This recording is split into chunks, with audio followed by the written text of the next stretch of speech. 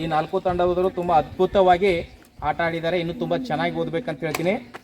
ಇದರಲ್ಲಿ ಈ ಒಂದು ಕ್ವಿಜ್ ಸ್ಪರ್ಧೆಯಲ್ಲಿ ಕೊನೆಯ ಸ್ಥಾನವನ್ನು ಗಳಿಸಿದಂಥ ತಂಡ ಯಾವುದು ಅಂದರೆ MN ಶ್ರೀನಿವಾಸ. ಅದೇ ರೀತಿಯಾಗಿ ಈ ಒಂದು ಕ್ವಿಜ್ ಕಾರ್ಯಕ್ರಮದಲ್ಲಿ ತೃತೀಯ ಸ್ಥಾನವನ್ನು ಪಡ್ಕೊಂಡಂಥ ತಂಡ GS ಗುರೆ ಅವರ ತಂಡ, ಅವರೇ ಕೂಡ. ಅದೇ ರೀತಿಯಾಗಿ ಈ ಒಂದು ಕ್ವಿಜ್ ಸ್ಪರ್ಧೆಯಲ್ಲಿ ದ್ವಿತೀಯ ಸ್ಥಾನವನ್ನು ಗಳಿಸಿಕೊಂಡಂಥ ತಂಡ KM ಕಪಾಡಿಯ ತಂಡದವರು, ಅವರಿಗೆ ಲ್ಯಾಬ್ಸ್ ಹಾಕಿ. ಅದೇ ರೀತಿಯಾಗಿ ಇವತ್ತಿನ ಈ ಒಂದು ಕ್ವಿಜ್ ಕಾರ್ಯಕ್ರಮದ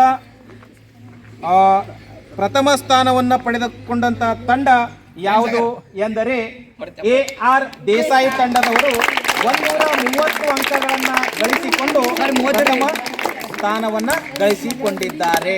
ಅವರಿಗೆ ಧನ್ಯವಾದಗಳು. ಈ ಕ್ವಿಜ್ ಕಾರ್ಯಕ್ರಮ ಇಲ್ಲಿಗೆ ಮುಕ್ತಾಯವಾಗಿದೆ. ಎಲ್ಲರಿಗೂ ಧನ್ಯವಾದಗಳು.